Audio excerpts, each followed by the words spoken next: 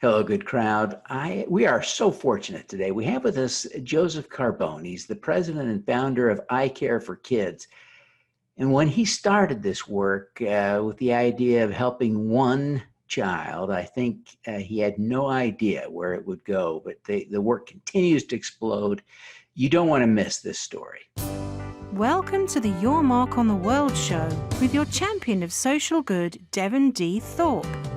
Joseph, welcome to the show. Thank you so much, Devin. What a choice opportunity. It's so nice. Thank you for having us on the show. Well, the privilege is all ours. Thank you very much for making time. Joseph, I think your work really did start, and maybe, it didn't formally immediately begin an organization, but the nexus of this was helping one child couldn't afford glasses. Tell us a little bit about that experience to start. You bet, and that's quite the story. And right before that, or at the same time, I was donating my time, volunteering at a 4th Street clinic here in Salt Lake City, which helps the homeless. And I was working with the optical department of that, if you will. But at the same time, we had an individual who came in from the Native American Navajo reservation. He had someone who drove him to our office and paid for his glasses. And I reduced our fees for this individual. And, you go along in life and you have some experiences that just turn you 1 or 2 degrees in a different direction. Well, this was one of those experiences. He came back a week later to pick the glasses up. And he put the glasses on. And he looked out the window. Devin, this touched me so much because he laughed and cried at the same time and said, I didn't know trees had leaves. And that had a profound effect on my life. Yeah, amazing. You've now helped about 300,000 kids through the organization you created, Eye Care for Kids. Tell us how that came about. What's happened in those intervening years? Yes, when we started Eye Care for Kids, we thought maybe we would help 10 or 20 kids a year. And we started in 2001. This is 2019, so simple math, we're 18 and a half years old. And we saw the need and decided to just lean in a little more and help more and more. And we were spending more time doing this than we did at our regular for-profit practice. And I went home one day and talked to my sweetheart, Jan, and I said, sweetheart, what would you think if we closed the practice down and we did Eye Care for Kids full time? And she thought about that for a moment, and we have a great marriage, and she's the biggest supporter a man could ever wish to have. And she said, yeah, I'll support you in that. And then I put part B to that, and I said, well, it will take some resources. Can we mortgage the house for $150,000? That response took a couple of moments longer for her to agree to that. I can only imagine. Along the way, you have now helped not only children in Utah, but children around the world. Tell us a little bit about how the international expansion has evolved. Yeah, that's, again, I never even dreamed of that. And again, some more experiences that turn you 1 or 2 degrees away from the direction you were going. And 18 and a half years later, you find yourself going in a totally different direction, which is a better direction. And we were introduced to Nancy Uslan. And she's a lady who lives in New Jersey, and she has a love for the children of Rwanda. And with Indiana University, the optometry division of that school, we all got together and have made a couple of trips to Rwanda, into the mountains right below where the gorilla sanctuary is. And we helped those children living in the foothills in the mountains that don't have access. There's no optometry practice there currently. I believe there are 12 ophthalmologists for about 11 million people. So you're probably never going to have your eyes tested. We went to several schools. One of the things that broke my heart, there were no children in the schools wearing glasses before we got there. And we know with good genetics and with in our social environment here in the United States, there are 1 in 4 kids that need eyeglasses and eye examinations and some type of treatment. When that changes to a third world country, bad diets and different things like that, it could go to 40%. Wow. There wasn't one child in any of the schools that we visited wearing glasses. So they're not able to read the book. They're not able to see the teacher at the board. And maybe those kids that with the severe problems didn't even go to school. And we need to make a difference in the world. So how did what were the mechanics then of taking that recognizing that problem? How did you go from that to an implementation? And what are you doing now? So, yeah, and to address that, the word is collaboration. I can't do everything myself. I need to build a great team around us. And that's what we've done. We surround ourselves with the right people. As I said, Indiana University. We also have been to Kenya with ophthalmologists out of the Las Vegas area. We have been to Laos with Latter-day Saint Charities. And we do some things, others with Catholic charities. So it's building a team, finding the need, getting that niche, and then moving forward with that team. So for instance, even bring it a little closer to home, in 2 weeks we go down to the Four Corners area of Utah and Arizona and such. And we're making our 16th annual trip to the Navajo reservation. And again, when that Navajo child came to us that first time, I had a need just in me to learn about these children. And so immediately we went with another organization called Navajo Santa, who make annual trips and do other things. Well, they brought us in for bringing optometry services to Navajo, and that has been an amazing experience for 16 years. Yeah, it is an interesting / tragic situation. I think we find some people on the reservation still living in poverty that we associate only with the poorest countries in the world, and yet they're right here in our own backyard, aren't they? Yeah, I agree with that. There's again, let me go back to collaboration. It's really important. And then you have traditional people that want to keep 1 foot in their heritage, in their traditions, and 1 foot in modern technology. That's a difficult conflict within. Yeah. Well, I commend you for your work there. That's an amazing challenge. Now, tell us a little bit about the scale of your domestic operations, your reach and your impact today here in the United States.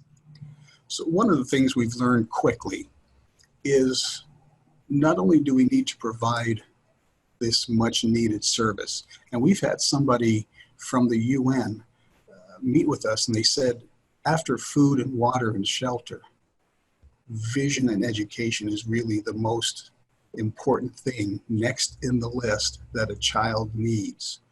And so it is associated with education and literacy. So we not only provide the services, but we take the services to the child as much as possible. So it started with the Navajo reservation. We have a mobile clinic that's an eye doctor on wheels, and it has everything that your family optometrist would have inside this mobile clinic. And we take this trip. We have a wonderful relationship with Clark County School District in Southern Nevada, where we have 3 school-based vision clinics on school property, 3 different schools, strategically placed geographically in Southern Nevada, where any kid from a 5-mile radius or from that school can go in and get a pair of glasses, as well as we have a mobile clinic going to the other clinics around. We've replicated that in the Phoenix area of Arizona. We've replicated that in New Jersey. I like going back east every once in a while, go eat some good pizza and a cannoli, and I get to go back and work with those children in collaboration with the Boys and Girls Club of Newark and also Rutgers University School of Medicine. Amazing. And I think you omitted to say you still have an office where you see kids and patients right here in Salt Lake, right? And you see thousands of kids there, right? Yes, we do. We see probably 15, 20,000 patients a year just right here in Midvale, Utah. It's our home base. It's our corporate office. It's our clinic. It's our laboratory. So we have a lab that makes the glasses for the other clinics worldwide, if you will. Wow, amazing. What are you most proud of having accomplished?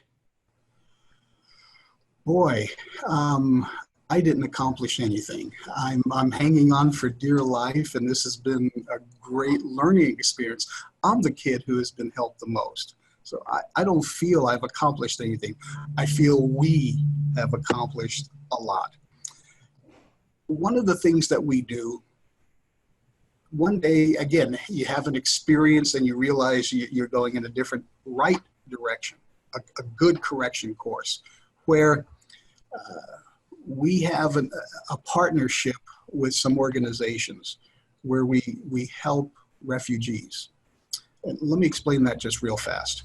We have, so in Utah, Arizona, and in Nevada, probably 60, 70% of all the people we see are Spanish speaking or English as a second language. And so with these partnerships, we have refugees that come to us and we hire these people to work in the clinic. So now we're hiring the people that we've helped, giving them jobs, giving them employment so they can become self-reliant, sustainable citizens, contributing back to their local economy and local community. A little different than that, we've had somebody knock on our door and say, hey, we have these refugees from Iran. And they left for religious persecution where the family was going to be killed. And he was an optician in Iran, just like me. This goes back 8 or 9 years ago. And Tawheed and Parisa manage our laboratory. They make over 100 pair of glasses a day. And they became US citizens. They bought a house. They're self-sustaining. This is the poster child of the American dream. Wow, great point. As you think about this work, Joseph, what's the most important lesson you've learned? The most important lesson I believe I have learned is a little humility, patience. They're virtues and two that I was not born with, but they're developing in my life, in my character. That it's not just eyeglasses. And I fell into the optical business. It wasn't something I had planned on doing until it happened. Someone offered me a job back in New York City. That's where I was born and raised. And I thought I would do that for a summer job, keeping my eye fixed a little higher, I thought. And I found that I loved it, and I stayed with it. I went to school at night and worked during the day. And here we are, however so many years later. That was back in 1975. I'm pretty old. So I've learned patience, and there's a bigger picture that I didn't see. I think a lot of us miss. And if we are willing to be directed, that miracles happen, the things that we've never seen will happen. Joseph, what is your superpower? My superpower is Seymour the eye care bear, my alter ego. So Seymour represents every child that we help. And we do that in a cartoon animated way anyway.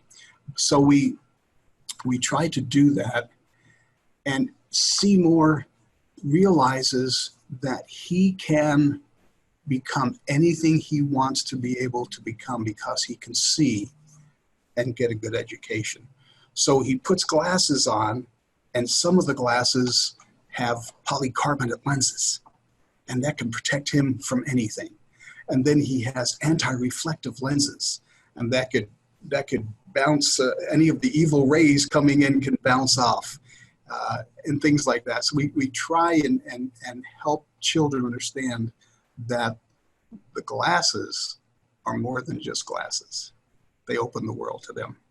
No, that's great. That's great. Well, Joseph, thank you so much for taking the time to be with us today. We really admire the work you're doing. Before you go, though, would you take just a minute and tell people how they can learn more about eye care for kids and how they can connect with you? Yes, and that's important. So it takes an entire community. We hear the phrase, it takes a village to raise a child. And there are many children inside the village, and it takes the entire community. So you wear glasses, and glasses can cost hundreds of dollars, and sometimes even $1,000. We're able to give a child a vision screening, a comprehensive eye exam, and a brand new, cool pair of eyeglasses with the polycarbonate lenses and scratch resistant, everything like that, for $35. So if we could find 1,000 or 10,000 people that would be willing to sponsor a child to give them not only a great pair of glasses, but to be able to have them have a vision of their future, it would be amazing. Yeah. Oh, fantastic. Well, Joseph, again, thank you very much for taking the time to be with us. We wish you every success in bringing vision to people who lack it. Devin, thank you for all the good that you do in spreading the word. Thank you, sir. All righty. Let's do some good. Devin Thorpe's mission is to end extreme poverty, improve global health, and mitigate climate change before 2045 by finding and sharing the stories of those who are doing the most good. Thanks for tuning in to the Your Mark on the World show, the Social Impact Podcast. Please subscribe via YouTube, iTunes, Google Play, Stitcher, or Spotify.